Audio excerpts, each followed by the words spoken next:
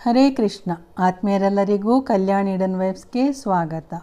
ಇವತ್ತು ನಾನು ಹೇಳುವ ಈ ಕಥೆಯನ್ನು ನೀವು ಯಾಕೆ ಕೇಳಬೇಕಂದ್ರೆ, ಇದರಲ್ಲಿ ಚಿಕ್ಕ ವಯಸ್ಸಿನಲ್ಲಿ ಎಷ್ಟು ಎಚ್ಚರಿಕೆಯಿಂದ ಇರಬೇಕು, ಮುಂದಿನ ಭವಿಷ್ಯ ವಿಚಾರಗಳ ಬಗ್ಗೆ ಯೋಚನೆ ಇಲ್ಲದೆ ಸಾಹಸ ಮಾಡುವ ಉತ್ಸಾಹ ಎಲ್ಲ ಮಕ್ಕಳಲ್ಲೂ ಇರದಿದ್ದರೂ ಕೆಲವು ಮಕ್ಕಳಲ್ಲಂತೂ ಇರುತ್ತೆ. ಎಲ್ಲಿ ಹೋದರೂ ಎಲ್ಲವನ್ನೂ ತಿಳಿದುಕೊಂಡು ಹೆಜ್ಜೆಯನ್ನಿಡಬೇಕು, ಎಲ್ಲದರ ನಾಲೆಜ್ ಇರಬೇಕು, ಮಾಹಿತಿ ಇರಬೇಕು. ಮತ್ತು ಕೆಲವು ಸಮಯ ಕೆಲವು ಕೆಟ್ಟ ಘಟನೆ ಜೀವನದಲ್ಲಿ ನಡೆಯುವ ಪ್ರಮೇಯ ಇರುತ್ತದೆ. ಅದು ಜ್ಯೋತಿಷ ಶಾಸ್ತ್ರದಿಂದ ತಿಳಿದುಕೊಳ್ಳಬಹುದು. ನಿಮ್ಮ ಜಾತಕದಲ್ಲಿ ಮಾರಕ ಭುಕ್ತಿ, ಕೆಲವು ದಶೆಗಳ ಸಂಧಿ ಅಂತ ಇರುತ್ತವೆ. ಆ ಸಮಯಕ್ಕೂ ಮುಂಚೆ ಶಾಂತಿ ಅಥವಾ ಪರಿಹಾರಗಳನ್ನು ಮಾಡಿಕೊಳ್ಬೇಕು. ಎಚ್ಚರಿಕೆ ಅಂತೂ ಯಾವಾಗಲೂ ಎಲ್ಲ ಕಡೆಯೂ ಎಲ್ಲರಿಗೂ ಬೇಕು. ಹಾಗಾಗಿ ನಾನು ಆಗಾಗ ಟೇಕ್ ಕೇರ್, ಬಿ ಅಲರ್ಟ್ ಅಂತ ಪೋಸ್ಟ್ ಹಾಕ್ತಾ ಇರ್ತೀನಿ. ಎಲ್ಲ ಗೊತ್ತಿದ್ದರೂ ಕೆಲವೊಮ್ಮೆ ನಡೆಯಬೇಕಾದದ್ದು ನಡೆದೇ ಹೋಗುತ್ತೆ. ಅದನ್ನೇ ವಿಧಿ ಅನ್ನೋದು. ಅದು ತಪ್ಪಿಸಲು ಸಾಧ್ಯವಿಲ್ಲ. ಆದರೆ ನಾವು ಜವಾಬ್ದಾರಿಯುತವಾಗಿದ್ದಾಗ ಮಿಕ್ಕಿದ್ದು ಭಗವಂತನ ಇಚ್ಛೆ ಅಂತ ಸಮಾಧಾನ ಪಡೆದುಕೊಳ್ಬೇಕು. ಹಾಗಾದರೆ ಬನ್ನಿ ಆತ್ಮೀಯರೇ, ನನ್ನ ಕತೆ ಕೇಳುವಿರಂತೆ. ರಾಧೆ. ಇದು ನನ್ನ ಪುನರ್ಜನ್ಮ. ಹೌದು, ನಾನು ಈಗ ಬದುಕಿರುವುದು ಒಬ್ಬ ಚಿಕ್ಕ ಹುಡುಗಿಯ ದಯೆಯಿಂದ. ಆ ಪ್ರಾಣ ರಕ್ಷಿಸಿದ ಹುಡುಗಿಗೆ ಶುಭ ಹಾರೈಸಿ ನಾನು ಈ ಕಥೆಯನ್ನು ಆರಂಭಿಸುತ್ತೇನೆ. ಒಮ್ಮೆ ನಾನು ಹಾಗೂ ನನ್ನ ಸ್ನೇಹಿತೆಯರು ಸಮುದ್ರ ತೀರಕ್ಕೆ ಹೋಗಿದ್ದೆವು. ಅಲ್ಲಿ ಹೋಗಿ ತಿರುಗಾಡಿದೆವು, ಹಾಡಿದೆವು, ಆಟ ಆಡಿದೆವು. ಕೊನೆಗೆ ನೀರಿನ ಹತ್ತಿರ ಹೋಗುವಾಗ ಕೆಲವರು ಕುಳಿತಲ್ಲಿಂದ ಏಳಲೇ ಇಲ್ಲ. ನನ್ನೊಂದಿಗೆ 4 ಜನರು ನೀರಿನಲ್ಲಿ ಆಟ ಆಡಿದರು. ಸಮುದ್ರ ತೀರದ ಅಲೆಗಳನ್ನು ದಾಟಿ ಇನ್ನೂ ಮುಂದಕ್ಕೆ ಕೈ ಹಿಡಿದುಕೊಂಡು ಹೋದೆವು. ನನ್ನ ಸಾಹಸ ಇನ್ನೂ ಮುಂದುವರಿಯಿತು. ತುಂಬ ಮುಂದಕ್ಕೆ ಹೋದೆ. ಅವರೆಲ್ಲ ಸಾಕು, ಇನ್ನು ಮುಂದೆ ಬೇಡ ಎಂದರು. ಅವರನ್ನೆಲ್ಲ ಎಳೆದುಕೊಂಡು ಇನ್ನೂ ಒಂದು ಹೆಜ್ಜೆ ಮುಂದಕ್ಕೆ ಹೋದೆ. ಅವರು ನನ್ನ ಕೈಗಳನ್ನು ಭದ್ರವಾಗಿ ಹಿಡಿದು ನಿಂತಿರುವಾಗ ನನಗೇಕೆ ಹೆದರಿಕೆ ಎಂದು ಇನ್ನೂ ಮುಂದೆ ಮತ್ತು ಮುಂದೆ ಹೋದೆ. ನನ್ನ ಗ್ರಹಚಾರ ನೆಟ್ಟಗಿಲ್ಲ ಎಂದು ಗೊತ್ತಿದ್ದರೆ ನಾನು ಮುಂದೆ ಹೋಗ್ತಿರಲಿಲ್ಲ. ಮುಂದಿನ ದೃಶ್ಯವನ್ನು ನಿಮ್ಮೆದುರು ಸರಿಯಾಗಿ ಚಿತ್ರಿಸುತ್ತೇನೆ. ನಾನು ಮುಂದೆ ಹೋದಂತೆ ನನ್ನ ಸ್ನೇಹಿತರ ಕೈ ಬೆರಳುಗಳು ಮಾತ್ರ ನನ್ನ ಕೈಯಲ್ಲಿತ್ತು. ಕಾಲಿನ ಕೆಳಗಡೆ ಹೊಂಡವಾದಂತೆ ಮುಳುಗುವಂತೆ ಆಗುತ್ತಿತ್ತು. ಎಲ್ಲರೂ ಅದು ಹೊಯ್ಗೆ ನೀರಲ್ಲಿ ಸರಿಯುವುದು, ಅದೇನಾಗೋದಿಲ್ಲ ಅಂತ ಹೇಳಿದಾಗ ಮತ್ತೇನು ಹೆದರಿಕೆ ಅಂತ ಮುಂದಕ್ಕೆ ಹೋಗ್ಬೋದು ಅಂತ ಯೋಚನೆ ಮಾಡ್ತಾ ಇದ್ದೆ. ಆಗ ಒಂದು ಬಲವಾದ ಗಾಳಿ ಬಂದು ದೊಡ್ಡ ಅನಾಹುತಕ್ಕೆ ನಾಂದಿಯಾಯಿತು. ಗಾಳಿಗೆ ಡ್ರೆಸ್ ಹಾರುವುದೆಂದು 2 ಕೈಗಳಿಂದ ಸರಿಪಡಿಸಲು ಹೋದೆ. ಅದರಲ್ಲಿ ದೊಡ್ಡ ಅಲೆಯೂ ಬಂತಲ್ವ. ಆ ಗಳಿಗೆಯಲ್ಲಿ ಮಾಡಬಾರ್ದ ತಪ್ಪನ್ನು ಮಾಡಿ ಈ ಅನಾಹುತವಾದದ್ದು. ಈ ತಪ್ಪಿಗೆ ಶಿಕ್ಷೆ ಅನುಭವಿಸಲೇಬೇಕಾಗಿ ಬಂತು. ನನ್ನ ಕೈ ಯಾರದೇ ಹಿಡಿತದಲ್ಲಿರದೆ ಆಯ ತಪ್ಪಿ ಕೆಳಗೆ ಬಿದ್ದೆ. ಅದೇ ಸಮಯ ಆ ಅಲೆಗೆ ಹೆದರಿ ಉಳಿದವರೆಲ್ಲ ಹಿಂದಕ್ಕೆ ಹೋದರು. ನನ್ನನ್ನು ಬಿಟ್ಟು ಹೋದರು ಅಂದರೆ ತಪ್ಪಾದೀತು. ಅಪಾಯ ಅಂತ ನನಗೆ ಗೊತ್ತಿದ್ದರೆ ನಾನು ಸಾಕೆಂದು ಮತ್ತೆ ಮುಂದಕ್ಕೆ ಹೋಗುತ್ತಿರಲಿಲ್ಲ.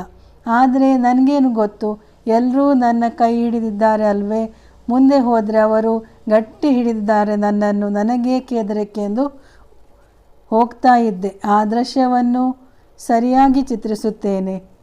ನೀರಿನಲ್ಲಿ ಎಲ್ಲರಿಗಿಂತಲೂ 1-2 ಫೀಟು ನಾನು ಮುಂದೆ, ಅಂದರೆ ಆದಷ್ಟು ಅವರನ್ನು ಎಳೆಯುತ್ತಾ ಅವರ ಕೈ ಎಳೆದು ಹಿಡಿದು ಕೈಯ ತುದಿ ಮಾತ್ರ ನನಗೆ ತಾಗ್ತಿತ್ತು.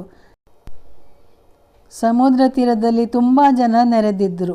ಕೆಲವು ಕ್ಯಾಮರಾಮ್ಯಾನ್ಗಳು, ವಿಡಿಯೋ ಕೂಡ ಇತ್ತು. ಅಂದರೆ ಆಗ ಮೊಬೈಲ್ ಫೋನ್ ಇರಲಿಲ್ಲ. ಈ ಎಲ್ಲ ಕಾರಣಗಳಿಂದ ಅಲರ್ಟ್ ಆಗಿದ್ದೆ.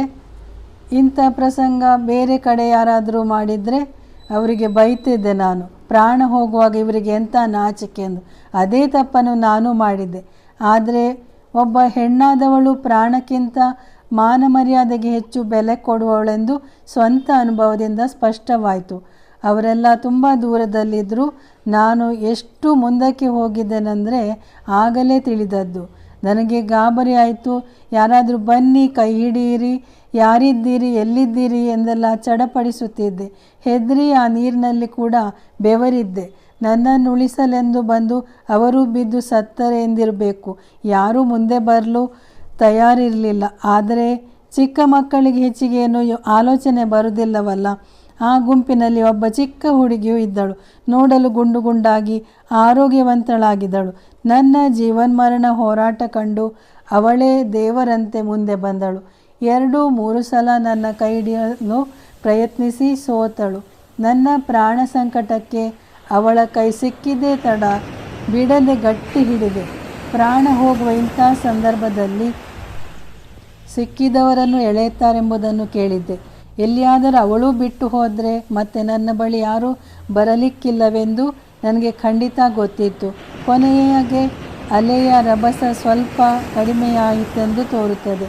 ಅವಳೊಡನೆ ದಡಕ್ಕೆ ಹೇಗೆ ಬಂದೆನೋ ಅಂತೂ ಒಮ್ಮೆಲೆ ದಡ ಸೇರಿದೆ. ಇದು ಒಂದು ಪುನರ್ಜನ್ಮ ಅಲ್ವೇ?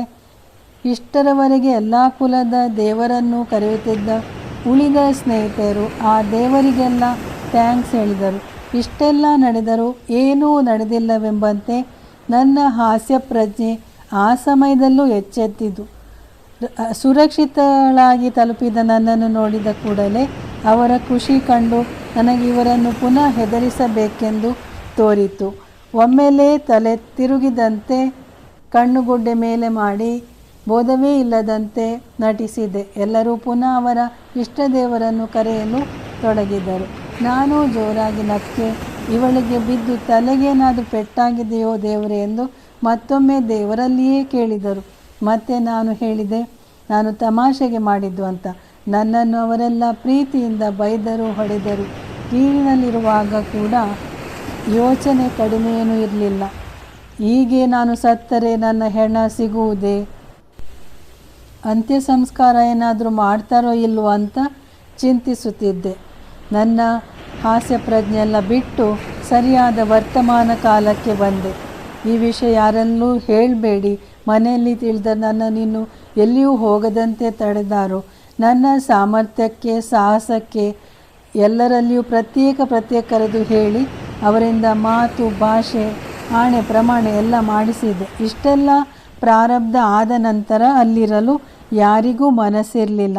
ಸೀದಾ ಮನೆಗೆ ಹೋದೆವು. ಸ್ವಲ್ಪ ದಿವಸವಿತ್ತು ಈ ನೆನಪು. ನಂತರ ಎಲ್ಲ ಘಟನೆಯಲ್ಲಿ ಇದೂ ಕೂಡ ಒಂದಾಯಿತು. 10ರೊಳಗೆ 11 ಎಂಬಂತೆ ಆಯಿತು.